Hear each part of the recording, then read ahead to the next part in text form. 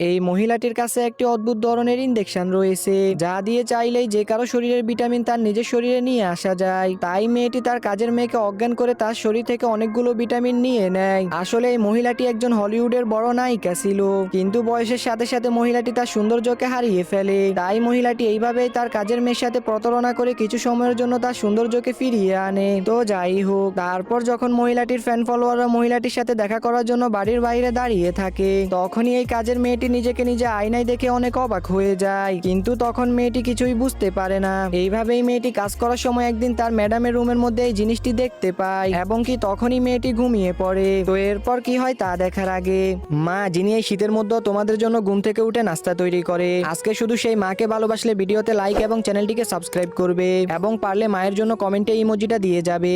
তারপর ওই মহিলাটি আবারও ইনজেকশন দিয়ে তার শরীর থেকে অনেকগুলো ভিটামিন নিজের মধ্যে নিয়ে নেয়। তারপর যখন মেয়েটি রেডি হয়ে